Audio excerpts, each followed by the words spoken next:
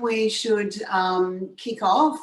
So good morning and welcome to my kitchen. My name is Janine. I'm a team leader on the Northern Beaches and welcome you to my kitchen this morning.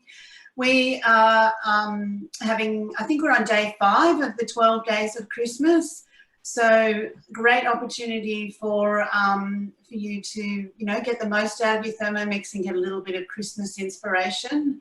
As consultants, we absolutely want you to use your Thermomixes to the best of your capability and get the most out of your investment. So, of course, another good way to do that is host your own cooking experience. You can choose the dishes, and that will also elevate you on your cooking journey with your Thermomix. And not only that, you get to take advantage of the fantastic host rewards. So perfect time of the year to grab a couple of friends together and do a little bit of Christmas cooking. So keep that in mind. So today we're focusing on brioche. So I would love to introduce you to Chantel. We've got 2 ladies helping us out this morning. So Chantel is making the spiced cherry brioche. Chantel, do you want to just come off mute and say good morning? Hi there. Hi, everybody. As Janine said, my name is Chantel, and sorry about my voice. I'm just recovering from a bit of a bronchitis, and the voice is not too good, so hopefully it will last. Yes, I'm going to make the spiced cherry wreath, brioche wreath, one of my favorites for Christmas time. And Janine and I thought it's a good way to show you 2 of the brioche ideas for Christmas. So yes, let me know when I can start, Janine. Okay, we'll come back to you very shortly. Then what we're going to do is we're going to pop over to Christine and say good morning to Christine. She's very kindly offered to look after our chat this morning. So if you have any questions, pop those in the chat and Christine's going to share some recipes with you as well. Hi, Christine. Hi guys, how are we going? Thanks for having me. Thank you for joining us. I really appreciate your time. It's my pleasure. I'm really looking forward to seeing these brioches. It looks amazing. Yeah.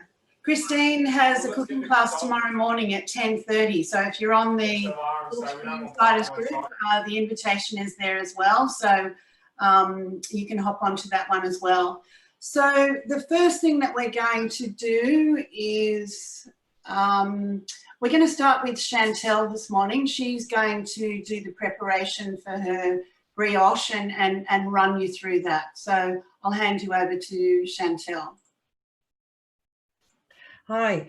Okay, so the spiced cherry brioche is from the Festive Flavor cookbook, and it's also available on Cookie-Doo.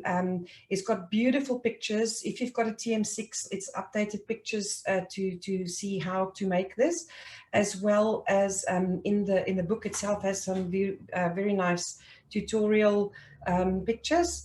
But if you don't have the book and you just want to cook off Cookie-Doo, then I'm going to show you today how to make it. It looks a lot more complicated than what it is. It's actually quite easy and quite a showstopper on Christmas morning.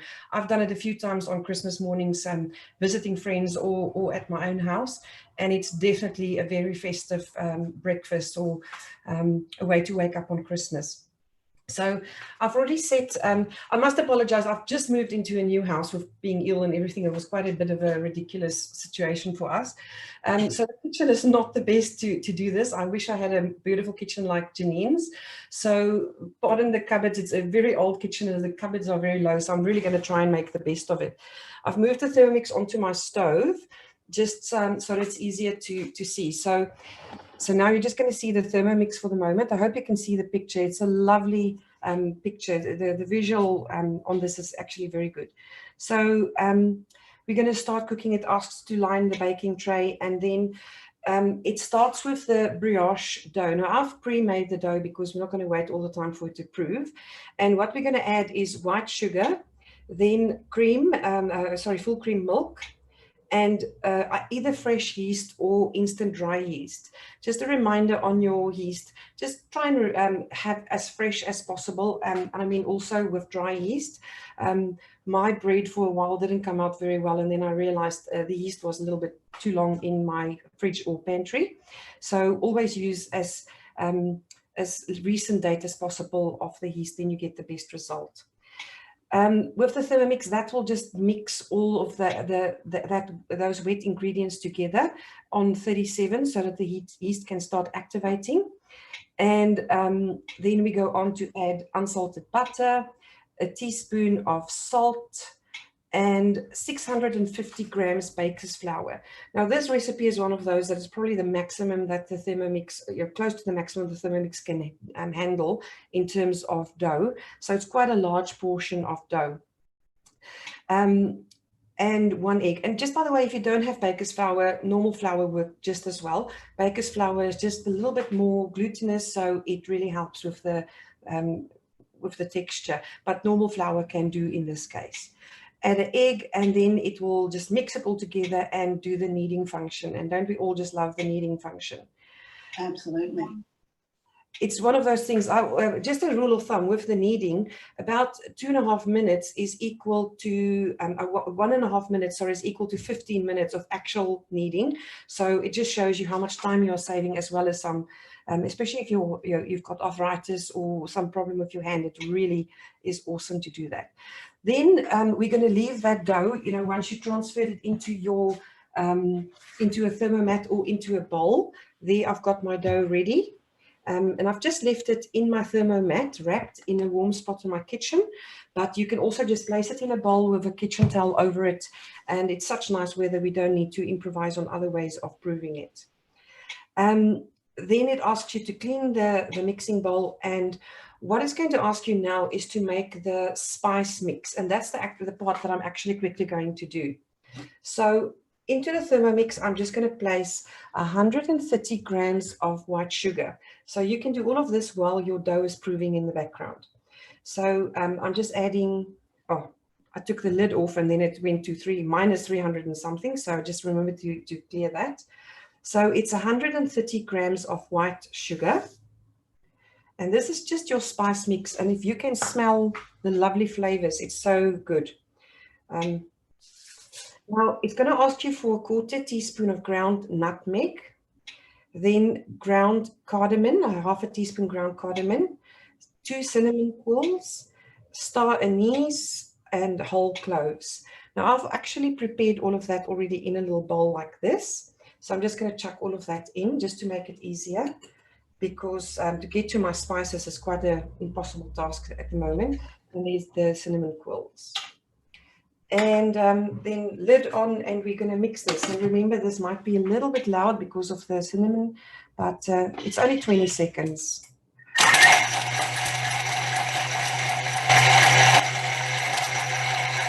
With all the aromatics in this recipe, the smell really is absolutely divine. So I can imagine what Chantel's kitchen is going to smell like very shortly.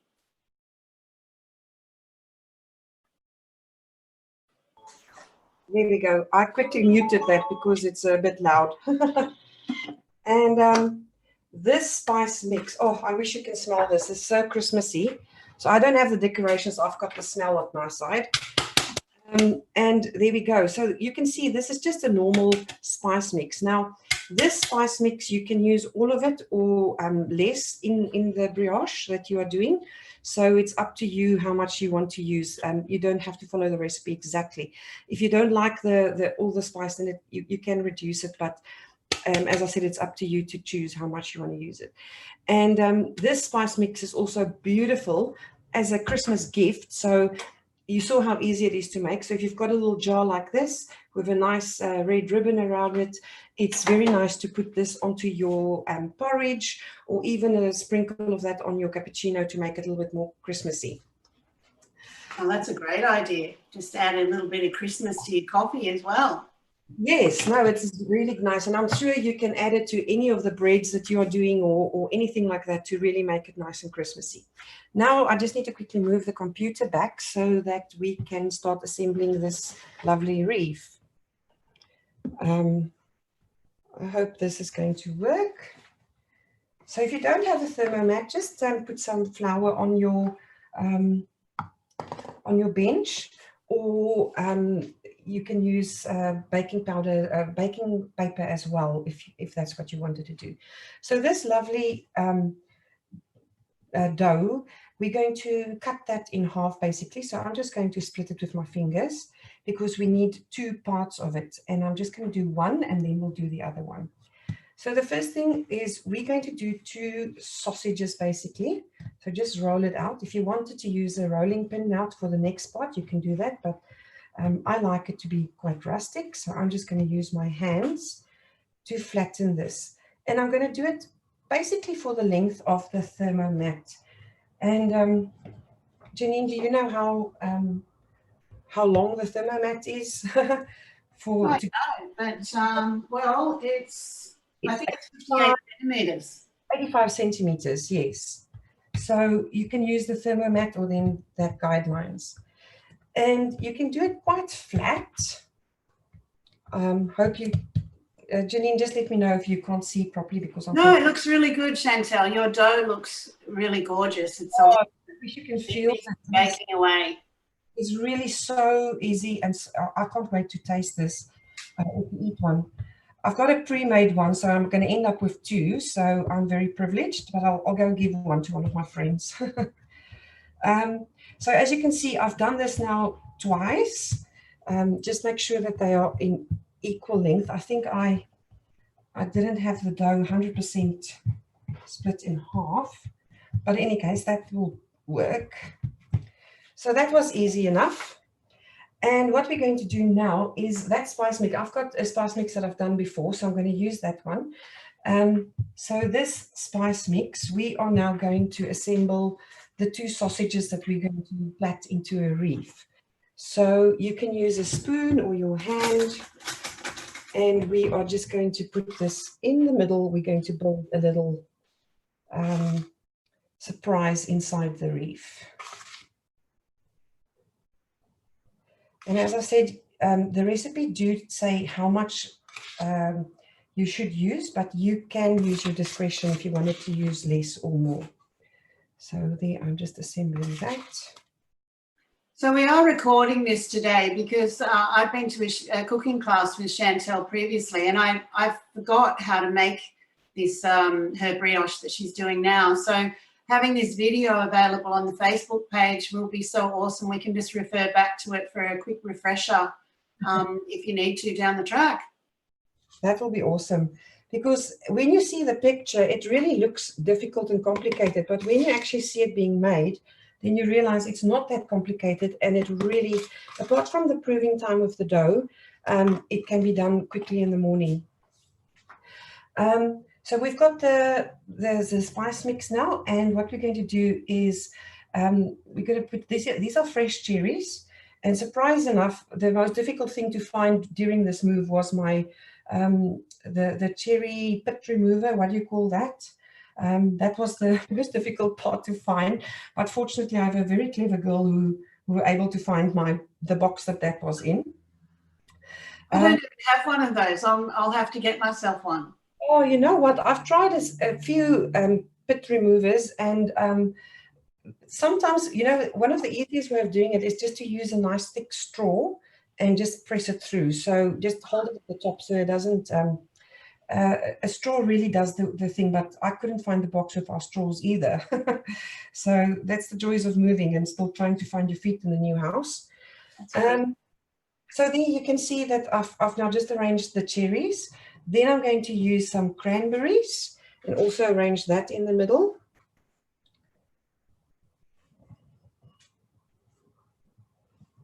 And on top of that, we're going to add some. So you leave a few cherries for garnishing at the end, and a little bit of the cranberry. The recipe do tell you how much to leave, but when you get quite confident with this, you can actually just use your discretion on how much you want to use. So these are just flaked almonds, and remember, if you do have a nut allergy with somebody in the house, don't use the almonds. You can omit that. It is nicer with the almonds though. but we do need to cater for everybody's dietary requirements.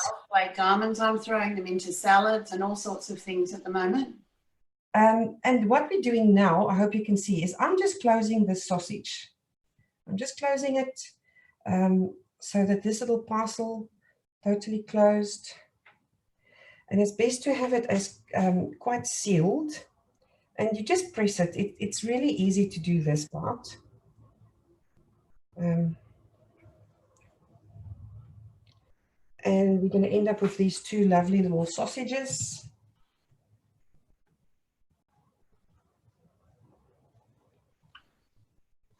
So nice to work with dough. I think I don't bake enough bread, but then again, our family don't eat a lot of bread, but it is always so nice and pleasing to use this. So now this is where the slightly tricky part comes in, and we're going to plait this. So I'm just going to put two of the parts together, and this is why it needs to be sealed quite properly, because we are just going to plait this. So you just give it a twist. Does that make sense? If you've got questions, please pop it in the chat box, and we will come back to you. And you just Perfect. You're explaining it very well. And there's our little twisted something. And then we're going to bring these two ends together. And that's just make sure that you sort of get those together. And there's your wreath. Now, as decoration, firstly, we're going to just butter it. So I've got some melted butter here.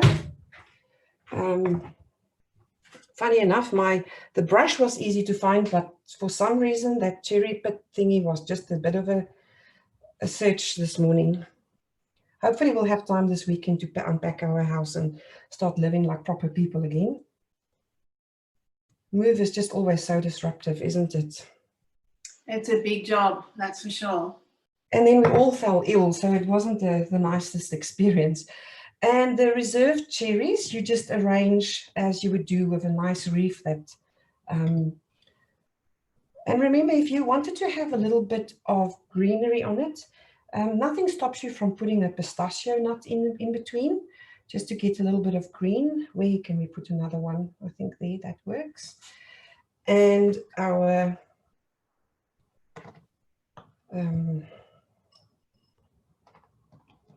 the cranberries doesn't want to stay on, and I'm not going to try and stick all of them exactly.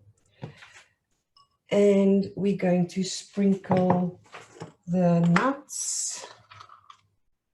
And saying it's so easy, Chantel. I think you've all just blown our minds that, you know, something that we thought wasn't an easy recipe, you've made it look super easy and showing us exactly what we need to do. And I'm just sprinkling some of the reserved spice mix. Remember the one we just made? Because it does have the sugar in it, so it really gives that extra flavor. So we've got the same surprise inside as on the outside, but that is just awesome. So I'm going to actually try and bring the computer over like that, if you can see. Does that make sense? Yes, that looks good. And then I'm going to actually just push this to the side. And I'm going to bring the one that I've finished. Is it okay if I show that one now? Why don't we save that to the end? We'll do that at the end. Yeah. So how long does that brew for? A little while longer before it goes in the oven? Into the oven. So it is also easy to just transfer onto the baking tray, just as is. And then it is 30 minutes at 180 degrees. Awesome. Yeah. Okay, thank you, Chantel. That looks so great. What we'll do is, yeah, we'll come back at the end. We'll do a few things over my way, and then we'll come back to you and show the brioche right at the end. So what I'm doing today is the hazelnut chocolate brioche. And what I'm going to do, so I've done the same as Chantel. Instead of, you know, us kind of laboriously going through every step of the recipe, we've made one previously, and we've also fast-tracked it. So I'll just run you through the recipe and give you those little tips as we go. And then the main part, obviously, is the assembly, because that's what everyone wants to see. So, so we'll do that. So I'm just going to scoot over to my other camera here. So obviously there's, I did notice from the registration, we've got quite a few TM6 people on here and TM5. So I think pretty much everyone is able to use the guided cooking. So what I've done is I've popped the 2 recipes into my week. You can also pop them into a collection as well. So the recipe for this, we've got the hazelnut chocolate spread. So pretty easy recipe. The tips that I have for you. So we're going to pop in our sugar, then we press next and we mill the sugar for 10 seconds on speed 9. 80 grams of hazelnuts. Now I've done this a couple of ways. I just bought hazelnuts with the skin and I roasted them, and then you can rub them within a tea towel and that gets the shells off. But when I was in Coles yesterday, I did notice that they sell blanched hazelnuts, which is skinless. So I thought I'd try those just for the want of trying something different. So I did pop them in the oven. I didn't toast them as such with the griller. I actually had the oven on and I cooked them for probably about 10 minutes, pulled them out, let them cool a little bit, and then I popped them in for another 10 minutes because I just kind of wanted them to dry out a little bit because the blanching doesn't make them like super crunchy. So either way you can use that. Now the 100 grams of dark chocolate, I used a combination, and that is actually one of the, it's actually in the tips. So if we go into here, we go into recipe detail, we can scroll through and down the bottom, you know, serve on toasted sandwiches, how long the storage is for, and also the fact that you can use a milk chocolate if you prefer. If it's something that you're making for kids, I would probably do a combination because the dark chocolate is quite rich. So yeah, just a nice little alternative. Pop our measuring cup in and then we blitz that for 10 seconds. If you want a really smooth hazelnut spread, then I would recommend blitzing it, scrape down the sides and then blitz it again for another 10 seconds so you get something that's quite smooth. I have to tell you a funny story. My son, who was probably about 15 at the time, 14, 15, and he walked through the door and he had a jar of Nutella. And he actually ate the whole thing with a spoon. And I just thought, oh my goodness. I mean, you have to choose your battles with teenagers. So I let that one go. But when I was looking through the basic cookbook, I saw the hazelnut spread and thought I had all the ingredients. So I made him come out and make it. And it actually lasted for about a week. So that was one of my major wins with the kids. So some butter, some cocoa powder. I only did 30 grams of cocoa powder. You can also control the sugar, 100 grams of milk, and then you blitz that for, or you cook that for 6 minutes, 50 degrees on speed 3. Mixture should be a smooth consistency, allowed to cool before use. So that does need to be kept in the fridge. Obviously, if you're putting it on hot toast, it'll be quite smooth. But if you want to make it for this particular recipe, you can either make the hazelnut spread first or you can come back to that later on. Okay, so we're going back into my week. So now we have the brioche. So start cooking. So lightly grease a bowl. Again, same as Chantel, I used my Thermomix. Another great host reward. So if you host a cooking experience, although they were actually on special in the 12 days of Christmas, I think it was 2 days ago. So I hope everyone is getting emails about that. If not, you need to just hop back onto the Thermomix in Australia page and re-register yourself to make sure that you keep getting the emails. The first email I think got you for 3 days, but then after that you need to let them know that you're still keen. So they had a carry bag yesterday. I think it was sold out by 3 o'clock. Okay, so pop our milk into the bowl. It's just going to bring that up to 37 degrees. So that took about a minute. 60 grams of sugar goes into the bowl, teaspoon of yeast, unsalted butter, So what I did was I popped the milk on and then I got the other ingredients out. So I got my sugar, the yeast, and I melted the butter in the microwave, to be honest. So that just gave me something to do while that was happening. And then you have another 2 minutes at 37 degrees. Pop in your baker's flour, some salt, 2 eggs lightly beaten, insert the measuring cup, and that puts you into the kneading mode. As Chantel said, for her particular recipe, it was quite a big ball of dough, 650, I think it was. The maximum that you can put in is 750 grams. I think that's for the pull-apart recipe. So always be really mindful that when you're kneading in your Thermomix that you need to stay with it. A pizza's only 2 minutes. This particular recipe was actually 4 minutes. But it still creates, and only 450 grams of flour, but it did have all the milk and everything in it. So quite a big ball of dough bouncing around. So please make sure you stay with your machine. Okay, and then we go back. So it gives it a little bit of a mix and then it goes into the kneading function. So transfer into a silicone bread mat, which is exactly what I did with a slightly floured bowl. Give it a bit of a knead till it isn't sticky and shape it into a ball and just set that aside. So that needs to prove for about an hour. Obviously, as Chantel said, it's warm at the moment, so we don't need to worry about, you know, popping hot water into our thermoserver and sitting it on top of there. Clean and dry mixing bowl. Okay, so preheat our oven, line our pizza tray. So I have actually done all these steps. So I knocked down the dough, kneaded it for, you know, a minute or so, not even a minute. Flatten the ball down. I actually rolled mine into a log like Chantel did, and then I cut it into 4 equal portions. And what I did was I just quickly bookmarked that recipe, go over to my scales, and because I really wanted these layers to be even. So I actually checked on here, I think it was about 195 per ball of dough. So I made sure that they were nice and even. Then we can go back to our recipe, roll each into a ball.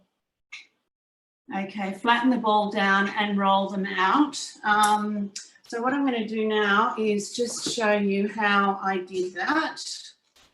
So I'll just change the camera angle a little bit. So I've actually done 3 layers. Actually, I'll leave that there. I've done 3 layers and I left the last one here.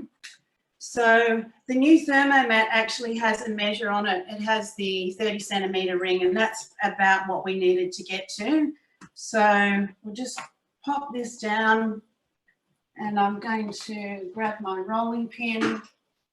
So I need to roll this out to about 30 centimetres. And excuse my rolling skills, I am no baker whatsoever.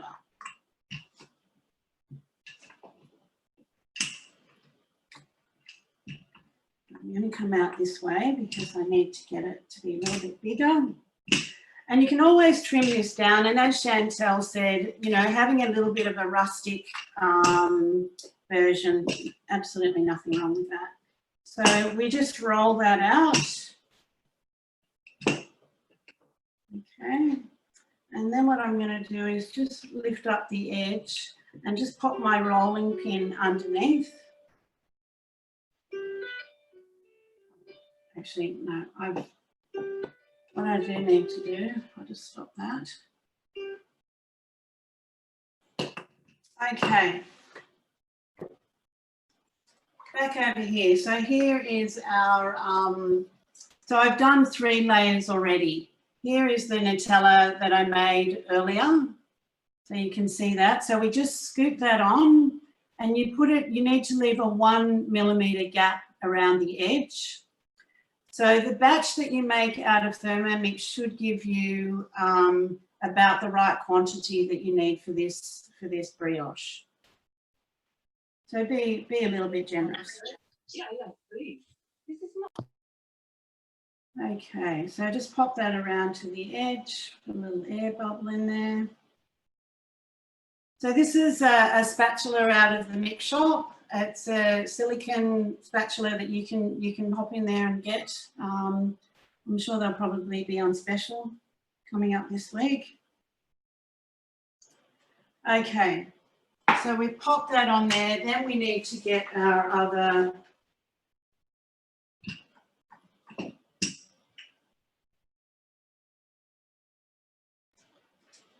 okay, and then we just lay that on the top.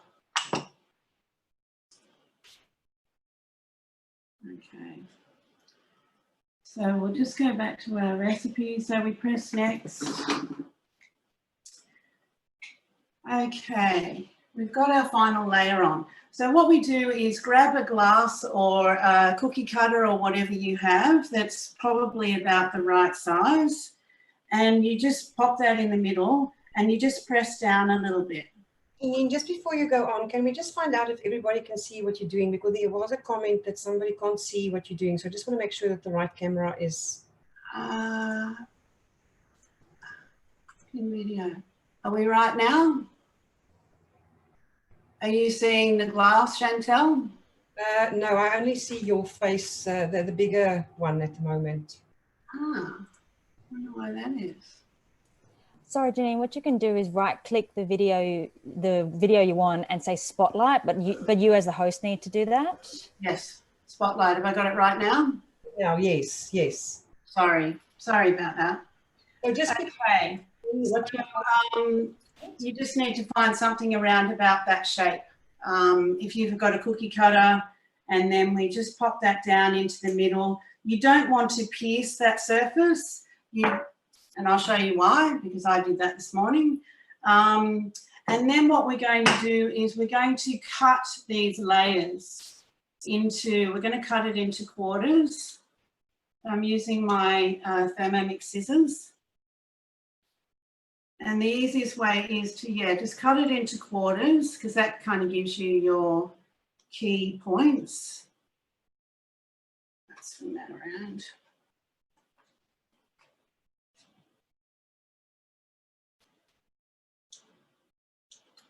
So I am doing this on my Thermomat, but I'm not cutting that surface at all. So with your Thermomat, normally you should only use your spatula. Okay, so now we've got the quarters, so then we're going to cut those quarters into halves again. So we just work around the circle. If you didn't have a Thermomat or something that was 30 centimeters, the pizza tray is 30 centimeters, or you could just cut out a piece of baking paper or something like that to give you that measurement. Okay, so, and we're going to cut them in quarters one more time. So we're just going to the indentation of that middle section there. We're not going all the way through.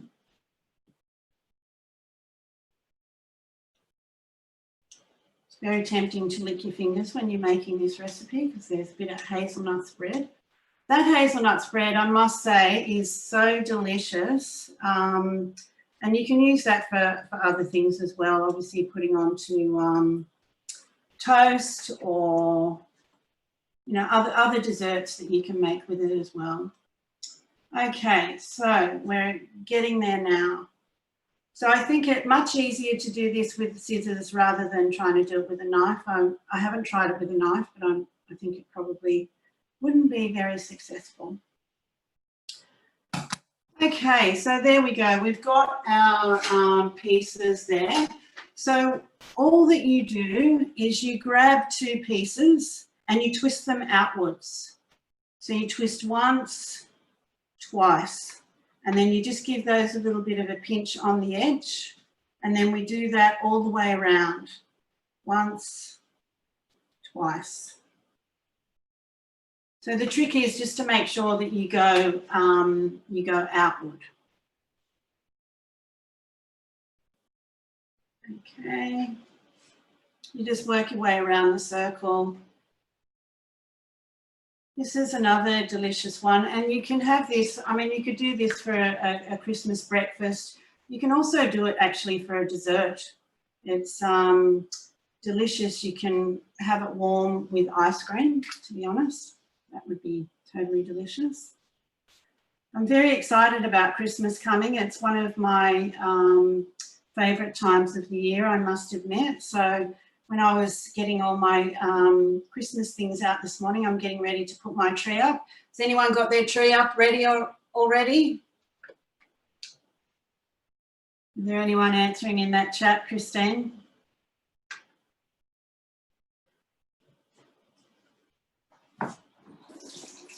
Okay, so that part of it is done, and then all we're going to do now is got a little bit of an egg wash, and this is all part of the recipe, not something you need to think of yourself.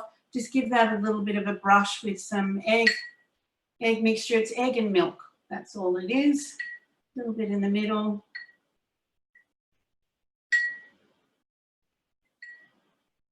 So this one is another one like Chantel's. It kind of looks pretty complicated. It's a little bit fiddly, but it's quite a fun one to make. Okay, so so that's pretty much it. That needs to have a bit of cling wrap put over it and sit for about 20 minutes, and then you pop it into the oven. So what we might do now is go back to Chantel, and she can show us her beautiful wreath that she's made. So I'll just go to, there we go, back to Chantel. Just on the Christmas tree issue, Janine, we decided that we're going to unpack everything until we've sorted the house, and then we're just going to do Christmas properly because we know where all the Christmas stuff is this year, in a box somewhere. So what we've got here is there's the wreath, and I've just got some normal icing sugar, which was also made in the Thermomix at some point, and I'm just going to give it a light dusting, and this is how I would serve it. Because there's already butter in the brioche, you will probably not put extra butter on it or whatever. It's just a slice a piece off and have that with a beautiful cup of coffee or tea, or maybe even bubbly and some orange juice on Christmas morning. So there we go.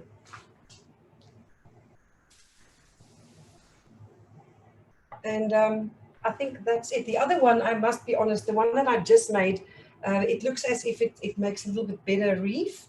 I've got it in the oven at the moment, but it will obviously not be ready to show. But that's it. So I hope you enjoyed that, and I really hope that you will make it. And it will be lovely if you can send Janine or anybody or me even a message just to say you've done it. It's so easy. And now that you know how to make it, I hope to see more of this being done. Awesome. Thank you, Chantel. That looks so beautiful. I might have to whip over and join you and have some of that as well. Okay, so one quick thing I wanted to chat to you about, and then I'll show you my brioche that's finished as well. Obviously with Cookie Do, you can do the meal planning and all that kind of stuff. One of the things that I absolutely love is creating my own collections.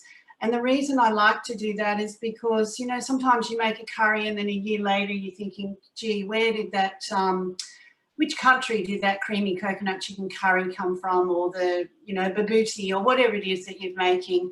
So I just really wanted to quickly show you. I'm just going to do a quick screen share. And yeah, so just hopping into here. Okay, so into Cookie Do. So we can explore recipes. One quick thing I did want to show you is if you're looking for a stuffing, for example, we can just throw stuffing in there.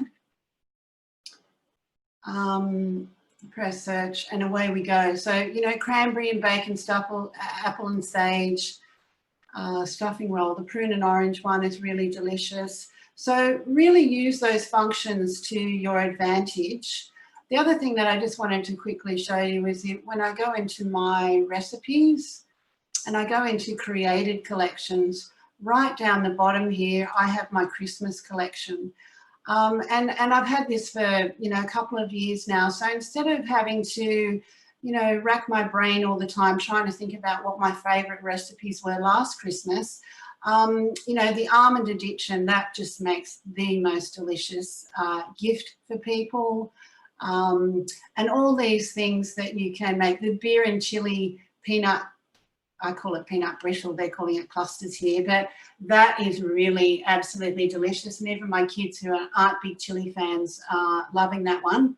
I have a feeling that Christine might be doing this one tomorrow or something similar. We'll find out about that shortly. So, you know, cocktails, frozen margarita, minted Moscow Mule, this mojito cheesecake, absolutely divine. I'm absolutely going to make this mixed berry pavlova stack this Christmas. You know, simple things like roasting potatoes and your applesauce. So yeah, please take advantage and make sure that you're using all those tools that we have to help it make it easier at Christmas time, because often we're the ones in the kitchen doing all the cooking, and it's a big job. It's a huge job, all the shopping and everything that we have to do as well. So now what I'm going to do is I'll just show you my spotlight here. So here is the brioche. Sorry, I'll just get rid of that. So all ready to go. Like Chantel, I'm just going to pop a little bit of icing sugar on the top just to make it look really pretty. Now I can show you, I made a little bit of a boo-boo with this one this morning. I don't know if you can see there, but in the center, I actually pierced the pastry and went all the way through. So it just doesn't look quite as pretty as it could look, but you know what, it's not a big deal. But yeah, just follow along with those instructions and I think you'll find it pretty easy. So I hope you've enjoyed today. I'd love to say thank you to Chantel for joining us. She's been a busy lady moving house and hasn't been well, but such a trooper to come on and help me. And just a quick thing, Chantel and I trained together about 7 years ago to become a Thermomix consultant. I was just joining for a little while. Chantel was too, I think, and here we are 7 years later. And enjoying a beautiful friendship. And like many things with Thermomix, it's about the love of sharing and inspiring each other. And Thermomixer is a pretty awesome company. They're very dynamic, and it's a really gorgeous culture in here. And I think Christine's just joined us very recently, but I hope that she is getting to experience that as well. So, and thank you, Christine, for jumping in today. And Janine? Yeah. Seeing that you've got 2 of the hazelnut stars and I've got 2 wreaths, maybe we must meet and exchange one each. Hey, what a great idea that is. Although I'm sure my sons won't mind having to eat 2 of these, but no, I would love one of your wreaths, Chantel. Yeah. So Christine, thank you very much for joining in today. Really appreciate your help, and I'll hop on tomorrow and have a look at your class, and I hope you have a great time. Thank you so much. It was really amazing to see you both. Really nice to see the tips and tricks that you just can't get from, you know, the actual recipe. So really appreciate that, ladies. Thanks for the demo. No worries. So I'll pop an email out. I'll share all the recipes with you. If anyone has any questions, feel free to stay on. We're going to, you know, be here for a couple of minutes. If you have any questions, we'd love to chat to you. You'll just need to unmute yourself so that you can talk. But thanks for coming along today. Make sure you keep up with the other cooking classes that are coming along. Day 5, I think we've got 7 to go. Have a great Christmas, and I'm so looking forward to the Christmas season. Thanks for coming.